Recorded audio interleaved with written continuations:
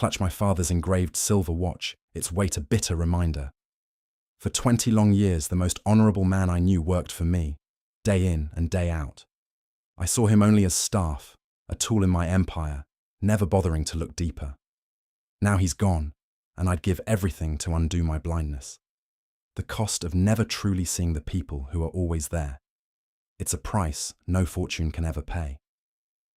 Before I continue, drop a comment telling me where you're listening to this from, and if you haven't subscribed yet, do it now. You won't want to miss the ending. The polished silver gleams under the lamp in my study, a small, cold sun in my trembling hand.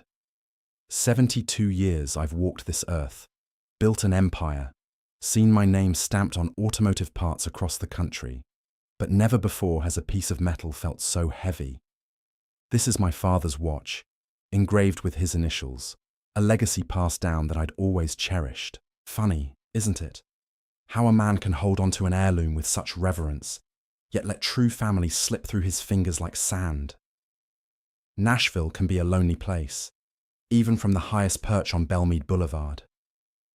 My mansion, sprawling and quiet, used to feel like a testament to my success. Now, it just echoes with silence. The silence of a life lived for business, for ambition, for everything but what truly matters. Daniel. He was the quiet one, the backbone of this estate for 2 decades.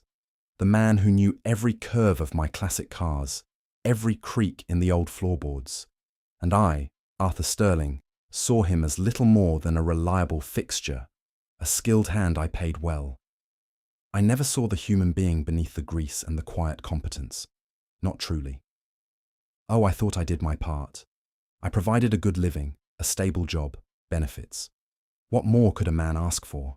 My generosity was a check I wrote, not a conversation I had. I saw my interactions with him as transactions, not connections.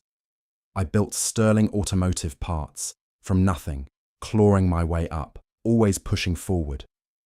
My work was my world, and anyone who entered it was judged by their utility, their efficiency. Daniel was efficient. He was reliable. He was just Daniel, my mechanic, my property manager, my employee. The regret. It's a living thing now, gnawing at my insides. It's not just grief. It's a searing guilt, a sudden, blinding clarity that's arrived far too late. They say hindsight is 20/20. For me, it's a microscope focused on every dismissive glance, every curt instruction, every moment I chose to look past him rather than at him. I had everything. He had so little. And I had no idea. It started more than 20 years ago, when Daniel Miller first came to my door, looking for work. I was in my early 50s then, still running sterling automotive parts, still in the thick of expanding my empire. My hair was dark, my stride purposeful. I was always in a hurry. My estate, even then, was a small kingdom, filled with rare vintage cars that were my pride and joy, but also a constant source of maintenance. I needed the best. He arrived one spring morning, a lanky man in his mid-30s, with quiet eyes and hands that looked like they knew their way around an engine. He didn't have a fancy resume, just a local reputation for being meticulous and honest. He told me he'd been working at a small garage down on Murfreesboro Pike, but he was looking for something steady, something that paid enough to live on without the constant grind of customer turnover. He didn't talk much about himself, just about cars. He spoke of torque and timing chains with a reverence I understood. I hired him on the spot. He started the very next week, falling into the routine of the estate as if he'd always belonged. He was early every morning, his old pickup truck parked discreetly out of sight. He'd check the fluids in my Cadillac, tune up the Mustang, manage the groundskeepers, and fix anything that creaked or groaned. He became an extension of the house itself, a silent, dependable presence. I'd nod to him, maybe give a brief instruction about a leaky faucet or a sputtering engine. He'd always say, "Yes, Mr. Sterling," or "Consider it done, Mr. Sterling," his voice low and calm. I liked that. No fuss, no drama, just competence. My wife, bless her soul, used to try and get me to talk to him more. Art, she'd say. Daniel's a good man. Ask him about his day. Ask him about his family. But I'd always brush it off. He's here to work, Martha. I pay him well. That's our relationship. I believed it then. I truly did. That money was enough. That the boundaries of employer and employee were set in stone, and there was no need to cross them. My life was about the next deal, the next quarter's profits, ensuring my legacy. Daniel was part of the machinery that kept my comfortable world turning. He was a cog, a valuable one, but a cog nonetheless. And that was my greatest sin. My indifference, my blindness, my profound, unforgivable mistake. The years folded into each other, like pages in a dusty ledger. Daniel became as much a part of the Sterling estate as the old oak trees lining the drive. Every morning, his beat-up Ford Ranger would rumble down the gravel path by precisely 7 o'clock. Every evening, he'd be the last to leave the garage, lights clicking off, tools meticulously put away. My world, meanwhile, spun faster and faster. Sterling Automotive Parts was booming. I travelled constantly, dealt with suppliers, distributors, lawyers. My mind was a whirlwind of profit margins and market shares, but when I came home, exhausted, Daniel was always there, a steady, quiet presence. He knew my routine better than I did. If I was due back from a trip, the Mustang would be detailed and waiting. My favourite coffee mug, the chipped one Martha always hated, would be clean on my desk. He'd notice if I'd had a rough day by the way I slammed the car door, and he'd just nod, give me space, maybe offer a quiet, "Rough day, Mr. Sterling," without pressing for details. He anticipated every need, every repair, every problem before it even fully formed. The furnace would be serviced before the first frost, the gutters cleaned before the leaves clogged them. He was a silent guardian of my comfort. I, on the other hand, knew almost nothing about Daniel. I knew he lived somewhere south of town, that he was always on time, and that he could coax life out of any engine, no matter how old or stubborn. Beyond that, a blank. Did he have family, hobbies, dreams? It never occurred to me to ask, or rather, it never occurred to me that it was my business to know. He was my employee. I paid him. That was the extent of our relationship, or so I convinced myself. There was one afternoon, maybe 15 years ago, that sticks in my mind now, sharp as a shard of glass. I'd just closed a particularly grueling deal, and the tension had been slowly draining out of me all day, leaving me irritable and spent. I was out in the garage, watching Daniel fine-tune the carburetor on my cherished 1965 Corvette. The chrome glinted under the fluorescent lights, but I barely registered it. I was still replaying arguments with a stubborn vendor in my head. Daniel was deep in thought, his brow furrowed in concentration. He finished tightening a small bolt, then paused, wiping his hands on a rag. He stood up, stretching his back, and I saw his eyes drift towards me. There was something in that look, a quiet intensity, a hesitant openness I hadn't seen before. "Mr. Sterling," he said, his voice softer than usual. "This old girl's purring now. Just needed a little patience." He paused again, then pulled something from his pocket. It wasn't my father's gleaming silver watch, but a heavy, tarnished piece of metal, dull against his grimy palm. The crystal was cracked, the chain replaced with a loop of thick leather. "You know, this reminds me sometimes of an old watch I have. My mother, Clara, gave it to me. She told me it belonged to my father." He traced a faint engraving on the back of the watch with his thumb. "She said it had his initials, A.S. She never told me who he was, just that he left me this." He held it out, not for me to take, but almost as if for me to see, to truly look at. There was a flicker of something in his eyes, a yearning, a hope, maybe even a question. But I was miles away, still mentally sparring with that vendor. "Ah, is that so, Daniel?" I mumbled, barely glancing at the tarnished metal. "Well, good for you. Always good to have something from your family. Now, about that oil leak on the Cadillac." I waved a dismissive hand, my mind already moving on.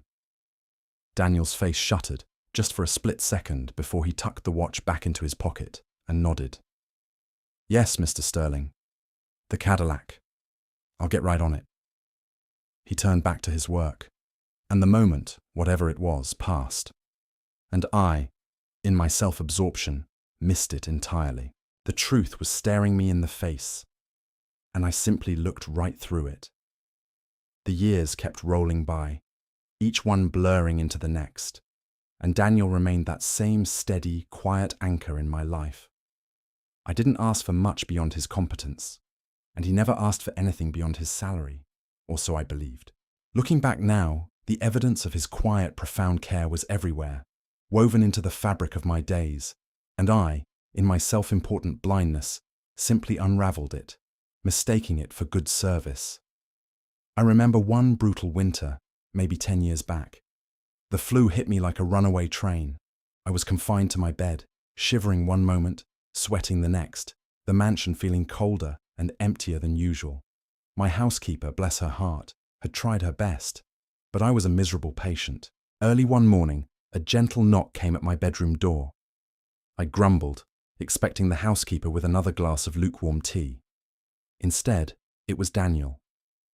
He stood there, smelling faintly of engine oil and fresh air, a steaming thermos in one hand. "Good morning, Mr. Sterling," he said, his voice a low rumble that didn't jar my aching head. "Mrs. Sterling, your late wife, she always swore by her mother's chicken noodle soup for the Sterling flu, said it was the only thing that could chase it away. I found the recipe tucked into one of her old cookbooks. Figured you might need it." He set the thermos and a bowl of steaming golden soup on my bedside table, then quietly slipped out. It wasn't just soup, it was a memory, a warm whisper from Martha that Daniel had remembered, had cooked, had brought. I ate every spoonful, feeling a momentary flicker of warmth beyond the broth itself. I told myself it was just Daniel being thorough, making sure his employer was well enough to direct him again. I never thanked him properly, never saw the kindness behind the gesture. Another time, a few years after that, I was wrestling with a particularly nasty business deal that was going south fast. My company, Sterling Automotive Parts, was facing a major lawsuit, and I was consumed by it. My sleep suffered. My temper was short. One afternoon, I was in the garage, pacing, muttering figures to myself, when Daniel walked in. He didn't interrupt, just watched me for a moment, then went to my prized 1957 Thunderbird convertible. He spent the next hour just waxing it, slowly, meticulously, until the red paint gleamed like a polished apple. He wasn't fixing anything, just caring for it, making it beautiful. When he finished, he stepped back, wiping his hands, and simply said, "Sometimes, Mr. Sterling, a bit of beauty is what a man needs most when the world feels ugly." He didn't press for a response. He just left, leaving me with the shining car and a moment of unexpected, unasked-for peace. I barely acknowledged it, my mind already rushing back to my legal woes. "Good job, Daniel," I probably mumbled, already lost in my own storm. Then there was the day of my knee surgery, about 5 years ago. It was a minor procedure, nothing life-threatening, but I was a cantankerous patient. The doctor had warned me I'd be a bit groggy coming out of the anesthesia. When I finally came to in recovery, feeling fuzzy and disoriented, I vaguely noticed a figure in the waiting room through the glass panel of my door. A familiar, unassuming man in a clean work jacket, sitting patiently. It was Daniel. When the nurse finally brought me to my room, he was gone, but later, when the hospital staff had left me alone for a bit, I noticed a fresh cup of black coffee on my bedside table, exactly how I liked it, and a folded newspaper with the crossword puzzle already started. Daniel knew I loved a good crossword. Later that evening, when he came to check on a car I had left at the house before coming to the hospital, I decided to mention it. "Daniel," I said, trying to sound appreciative but still focused on my own discomfort. "I saw you earlier. At the hospital. You didn't have to wait around like that. Your time is valuable. I pay you by the hour, you know." I meant it as a kind of compliment, an acknowledgement of his loyalty, but it came out sounding like a correction. a reminder of our professional boundaries. "I just wanted to make sure everything was all right, Mr. Sterling," he replied, his gaze steady, but a subtle shift, a quick flicker of something unreadable, passed through his eyes. He didn't elaborate, didn't defend his presence. He simply nodded, turned to leave, and that moment, like so many others, was lost in the vast, echoing space between us. I had placed a clear, cold boundary around our connection, and he, in his silent dignity, had always respected it. The day of the annual Governor's Charity Gala was always a whirlwind, but this year it felt like a maelstrom. My prize possession, a meticulously restored 1959 Cadillac Eldorado Biarritz, was slated to be the star attraction. I was the keynote speaker, the benefactor, the proud owner of this magnificent machine. My legacy, my reputation, it all hinged on this night. The car had to be perfect. I stood in the garage, already dressed in my black tie, feeling the starch in my shirt collar tighten with every passing minute. It was late afternoon, mere hours before the gala, and Daniel was hunched over the Cadillac's gleaming engine, a wrench in his hand, a worried frown on his usually calm face. "What is it, Daniel?" I snapped, my voice sharper than I intended. "Is it ready? We can't be late." He straightened slowly, wiping a smudge of grease from his brow with the back of his hand. "Mr. Sterling," he began, his voice low, "there's a problem with the fuel pump. It's not just a minor hiccup, it's got a crack. I can patch it up to get you through the night, but it's going to be a risk. A full replacement would be better, safer, but that'll take a few hours, even if I rush." My stomach dropped. A risk? A few hours? My meticulously planned evening, my big moment, threatened by a broken part. My vision of the Cadillac rolling onto the stage, pristine and purring, crumbled. All I could see was the humiliation, the whispers, the headline about Art Sterling's antique car breaking down. "A patch?" I scoffed, my voice rising. "Daniel, I've trusted you with this collection for 20 years. You know what this car means to me, what this gala means. My reputation is on the line. Patch it. Just make it work. I don't have a few hours for your better, safer fixes. My schedule is set. My commitments are firm." Daniel's shoulders slumped, just slightly, but his gaze remained steady. "Mr. Sterling, with all due respect, a patch might not hold for the whole drive. This pump is old. It's fragile. If it gives out on the highway, you could be stranded. Or worse. I recommend we call the event and delay. Tell them the car needs an emergency part. Your safety, my safety," I interrupted, my temper flaring. The pressure of the evening, the fear of public embarrassment, it all converged, twisting my words into something ugly. "My safety is irrelevant to you. You're paid to fix cars, not manage my schedule or tell me how to handle my affairs. I don't pay you to have a heart of gold, Daniel. I pay you for your hands, your skill, to ensure my assets are pristine. And since you've made it this far, go ahead and hit that like button. It really helps me keep bringing stories like this. You're not my family, Daniel. You're paid to be here. Now get that patch done. I need that car ready, immediately." The words hung in the air, cold and brittle. Daniel went absolutely still. His hands, usually so busy, dropped to his sides. He didn't flinch, didn't argue, didn't even sigh. His eyes, though, which had held that quiet concern, slowly changed. It was as if a light behind them dimmed, then flickered out. A door closed, softly, irrevocably. The warmth, the subtle flicker of understanding I'd sometimes seen there, vanished, replaced by a flat, unreadable surface. He simply nodded, a slow, deliberate movement. "Yes, Mr. Sterling," he said, his voice devoid of any emotion, just a quiet resignation. "The patch, right away." He turned back to the engine, his movements suddenly mechanical, efficient, but lifeless. I watched him, a knot of irritation and a faint, unacknowledged pang of something else, something akin to shame, tightening in my chest. But I pushed it down, focusing on the clock, on the gala, on my looming performance.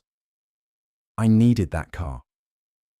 That night, the Cadillac rolled onto the stage without a hitch, gleaming under the spotlights, a testament to my success. I gave my speech, accepted my accolades, and played the part of the magnanimous titan of industry. I didn't give Daniel another thought. The next morning, the silence in my garage was different, deeper. His old Ford Ranger wasn't parked in its usual spot. The faint smell of engine oil was gone. Daniel Miller, for the first time in 20 years, did not come to work. The morning after the gala, I woke to an unfamiliar quiet. The usual faint hum of activity from the garage, Daniel already at work, was absent. At first, a strange sense of relief washed over me. He'd probably taken the day off, stewing after our harsh exchange. Good. Let him. Maybe a day away would clear his head and remind him of his place. I didn't need his quiet judgment, not after all I'd accomplished. But then, the small, almost imperceptible things started to go wrong. My morning paper wasn't neatly folded on the porch swing. The recycling bins hadn't been put out. Evelyn, my assistant, arrived flustered, having tried Daniel's phone with no luck. He's not answering, Mr. Sterling. I've never known him to miss a day without calling. Well, he's missed one now, I grumbled, pretending indifference. Find someone else. I have a full day. Evelyn, bless her heart, scrambled. By mid-morning, a young man named Billy, a temporary fill-in from a local service, arrived. He was eager but clumsy. He started on the grounds, trimming hedges unevenly, leaving piles of clippings scattered. Later, in the garage, he tried to fix a persistent rattle in my vintage Roadster. I walked in to find a wrench misplaced on the freshly waxed hood and a stray drop of oil staining the pristine floor. Daniel would never have allowed such sloppiness. He treated my cars with the reverence of a priest tending a sacred altar. Billy, meanwhile, seemed to see them as mere machines. Leave it, Billy, I barked, my patience thin. Just sweep up and then clean out the tool shed. The house, my grand, silent mansion, felt different without Daniel. It was too quiet, in a way that felt wrong. The familiar rhythm was off. The subtle scent of engine oil that sometimes drifted from the garage, a comfort I hadn't realized I appreciated, was gone. Even the way the mail was sorted seemed askew. Daniel always placed my personal correspondence in a neat pile on my desk, and the junk mail in the recycling bin. Billy just piled everything together. It was such a small thing, but it grated on my nerves. Day after day, Daniel didn't show.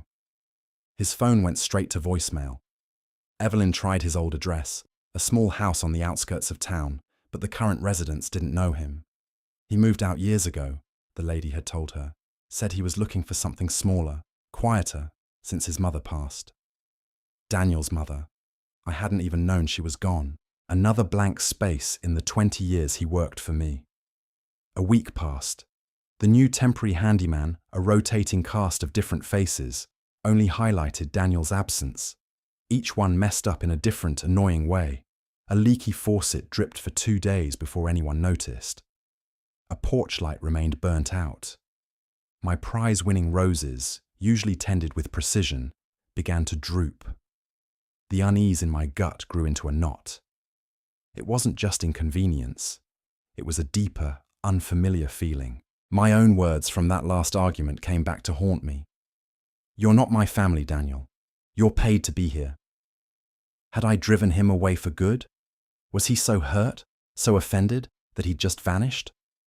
One afternoon, unable to stand the strange, broken rhythm of my home any longer, I did something I had never done in 2 decades. I climbed into my Cadillac and drove myself towards the only address I had for Daniel. The old Murfreesboro Pike garage where he'd first worked. It was a long shot, a desperate, illogical hope. The place was still there, a dusty, forgotten repair shop, its sign faded. I pushed open the creaking door, the bell above tinkling mournfully. The air inside smelled of stale oil and forgotten dreams. An older man, his face etched with worry, looked up from behind the counter. "Can I help you, sir?" he asked, his voice weary. "I'm Arthur Sterling. I'm looking for Daniel Miller. He used to work for me. The man's eyes softened, then filled with a profound sadness. He slowly shook his head. "Mr. Sterling," he began, his voice quiet.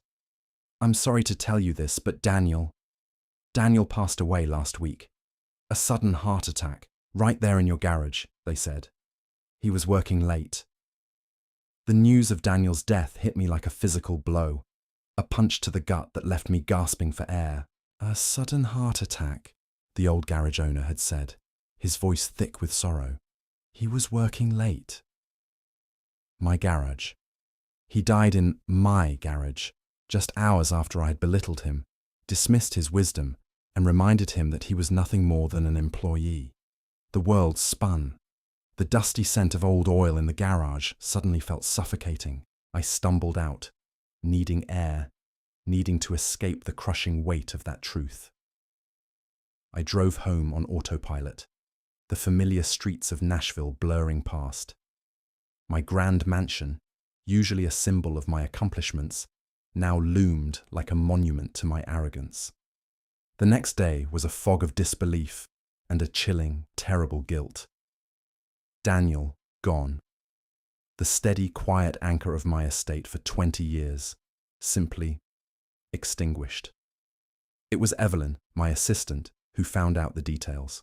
"Pastor Elijah Stone from the small church Daniel attended, Mr. Sterling. He's handling the arrangements. Daniel didn't have any immediate family," he said. "Just a few friends from the church." A small church. No immediate family. The words twisted in my gut. He dedicated his life to my cars, my property, and when his own life ended, there was no one but a kind pastor and a few friends. The funeral was small, held in a humble church building that felt miles away from my gilded world, both geographically and spiritually. I sat in the back, a stranger among people who genuinely mourned. They spoke of Daniel's quiet generosity, his willingness to help, his kind heart. I heard stories of him fixing leaky roofs for elderly neighbours, volunteering at the food bank, always lending a hand. These were details I had never known, a tapestry of a life lived for others, woven invisibly beside my own self-absorbed existence. Each story was a fresh wound, exposing my blindness. After the service, Pastor Stone, an elderly man with kind, tired eyes, approached me. "Mr. Sterling," he said, his voice gentle. "Daniel's home needs to be looked after. He had very few possessions, but he valued them deeply. I wondered if you might have some interest." He handed me a key. That afternoon, I found myself driving to a part of Nashville I hadn't visited in decades, a modest, tree-lined neighborhood on the other side of the tracks, far from my manicured lawns. The houses were older, smaller, their paint peeling in places, but each one had a thriving garden or a colourful porch swing. It wasn't poverty, just a different kind of life, a simpler life. I parked my Cadillac on the street, feeling ridiculously out of place, and walked up the cracked concrete path to Daniel's small, neat house. It had a tiny porch with a single rocking chair and a riot of petunias spilling from a window box. Taking a deep breath, I unlocked the door and stepped inside. The air was quiet, still, carrying a faint scent of old books and something vaguely herbal. It wasn't the sterile emptiness of my own mansion. It was the quiet of a life recently lived. The living room was small but cozy, dominated by a well-worn armchair with a crocheted blanket draped over it.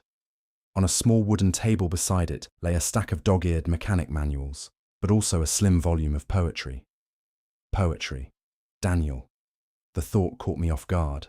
The walls were covered, not with expensive art, but with photographs. So many photographs. Daniel. Younger, standing beside an older woman with kind eyes. His mother, Clara, I realised with a pang.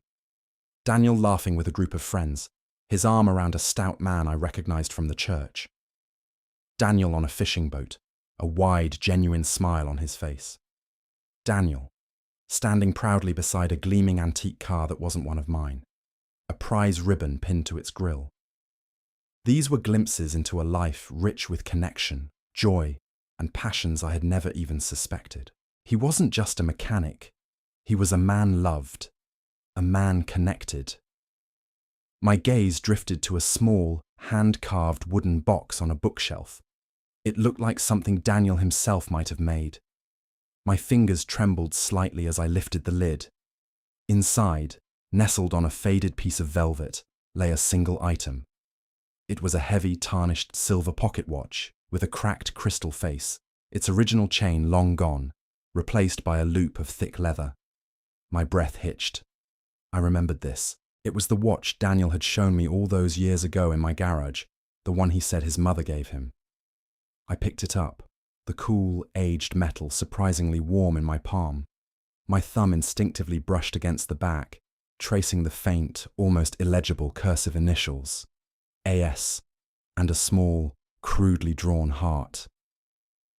My mind went back to that day, to Daniel's hesitant voice. My mother, Clara, told me these were my father's initials. Never knew who he was, but she said he left me this. AS, my initials. A profound, unsettling chill ran down my spine, but I dismissed it as coincidence, as grief-fueled fantasy. It couldn't be, could it? I looked around the small, unassuming home, at the pictures of a full life I had never known. The watch felt heavier now, but its true weight, its crushing revelation, remained just out of reach, a truth hidden behind the veil of my own making. I stood there in Daniel's small, quiet living room, the heavy, tarnished silver pocket watch warm in my hand. The initials, AS, etched faintly on the back, seemed to throb beneath my thumb. AS, Arthur Sterling. It couldn't be, just a coincidence, a cruel trick of fate playing on my guilt.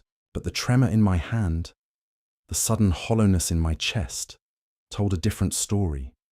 My mind raced, grabbing at loose threads, trying desperately to weave them into a pattern that would make sense, or perhaps keep the terrifying truth at bay. The next day, the unease was a physical weight, pressing down on me. I tried to focus on business, on my investments, but Daniel's face and that cursed watch kept flashing in my mind. Later that afternoon, as if fate itself had heard my silent turmoil, my doorbell chimed. Evelyn answered it, then came to find me in the library, her face a little puzzled. "Mr. Sterling," she said softly, "Pastor Elijah Stone is here. He said he has something important to deliver to you concerning Daniel." My heart lurched. I felt a cold dread settle over me. Pastor Stone, Daniel's minister, the man who knew Daniel best. This wasn't about estate papers. This was something else entirely. I invited him into my study, offering him a seat on the plush leather couch. He looked tired, older than I remembered from the funeral, but his eyes held a profound, unwavering compassion. He carried a small, worn leather satchel. "Mr. Sterling," he began, his voice soft, "thank you for seeing me. I'm here on a difficult errand. Before Daniel passed, he had very few possessions, but he entrusted me with a specific task to be carried out should he ever leave us without any known family." He paused, taking a deep breath. His mother, Clara Miller, she was a member of my congregation many years ago. She passed away when Daniel was just 15, leaving him an orphan. Clara Miller. The name hit me with the force of a tidal wave. Clara. My Clara. The name echoed from a lifetime ago, from a hot, fleeting summer when I was a raw, ambitious 20-year-old. My stomach clenched. This wasn't a coincidence. Pastor Stone opened his satchel and pulled out a small, yellowed envelope. He handed it to me. Clara left this letter with me decades ago, with instructions to give it to a certain Arthur Sterling, if Daniel ever needed a father. My hands shook as I opened the envelope. Inside was a single folded sheet of paper. The handwriting faded, but unmistakably Clara's delicate script. My eyes blurred as I read, skipping words, then going back, slowly, painstakingly, piecing together the fragments of a life I had callously forgotten. She wrote about 1968, about a young man named Art Sterling, full of dreams, full of promises. She wrote about becoming pregnant, about my fear, my ambition, my urgent departure for Nashville. She wrote about my fleeting promise to stay in touch, a promise I broke the moment I left town to chase my fortune. She wrote about her choice to keep Daniel, to raise him herself, despite the hardship, despite the heartbreak. She wrote about the heavy, tarnished silver pocket watch with the cracked crystal face, the one I had left behind, the one engraved with my initials, AS, and a hastily drawn heart. My own father's initials. I remembered leaving it for her, a foolish gesture, a weak apology. Daniel's watch. The pieces slammed together with brutal force. Daniel's age, 55. He would have been born in 1969, 9 months after that summer in 1968. Clara Miller. My Clara. The humble mechanic, the man I had dismissed, belittled, told he wasn't family, was my own flesh and blood. My son. A wave of nausea washed over me. Daniel, my son, had worked for me for 20 years, quietly fixing my cars, tending my estate, even cooking me soup when I was sick. He had held out the watch, that proof of his lineage, that fragile connection to a father he never knew, and I had brushed it off, blind, uncaring. I had told him his past was his past, that I didn't pay him for a heart of gold. I had told him he wasn't family. Oh, God.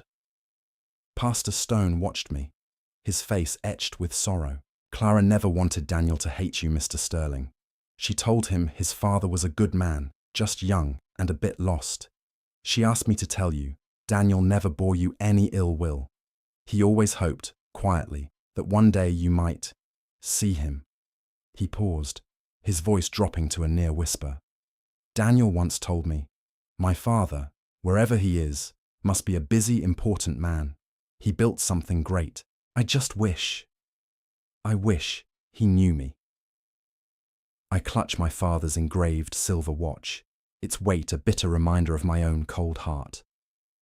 The smooth, polished metal feels alien in my trembling hand, a stark contrast to the tarnished piece Daniel had treasured.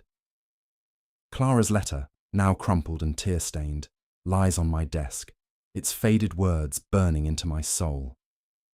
Arthur Sterling, my name, etched into the back of the watch Daniel had carried his whole life, the one I had left behind for Clara, a 20-year-old's clumsy, cowardly farewell. AS and a small, crudely drawn heart, my initials, my son. The knowledge is a lead weight in my chest, a crushing, suffocating guilt. Daniel, my own flesh and blood, worked for me for 20 years. 20 years he was right here, under my roof, tending my cars, fixing my mistakes, watching over me with a quiet devotion I never deserved. And I saw him as staff, as a hired hand, as someone I paid to keep my life running smoothly. I paid him. That's what I told him. And now he's gone. Every memory, every interaction, now replays in my mind like a cruel, twisted film. I see Daniel in the garage, all those years ago, holding out that heavy, tarnished silver pocket watch with the cracked crystal face, its original chain long gone, replaced by a loop of thick leather. My mother, Clara, told me these were my father's initials, he'd said, his voice soft, full of a quiet longing. He traced the AS and the little heart. He was showing me himself. He was showing me us.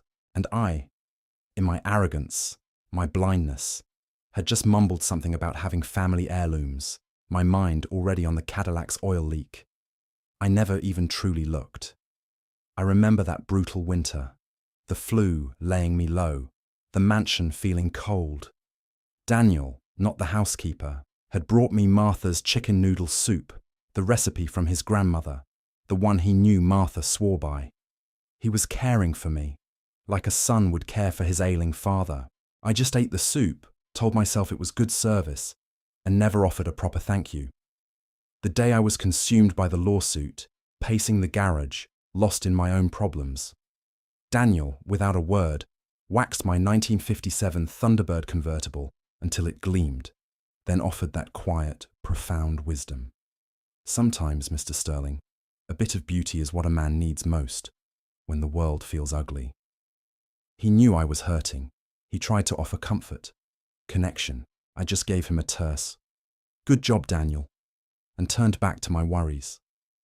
And at the hospital, after my knee surgery, I saw him in the waiting room, patient, unassuming. Then the fresh coffee, exactly how I liked it, and the started crossword puzzle. He knew my habits, my comforts, my small joys, with an intimacy I reserved for family. And I, like an idiot, told him his time was valuable, that he was paid by the hour, reminding him of the boundary I had so carefully constructed between us. The last conversation, the charity gala, the broken fuel pump, my name, my reputation on the line. I snapped at him. "I don't pay you to have a heart of gold. You're not my family, Daniel. You're paid to be here." The words echo in the emptiness of this vast house, each one a hammer blow to my soul. He died hours later, in my garage, working late. He died thinking I saw him as nothing but a paid hand. He died, my son, without ever knowing I knew. The silence now is deafening.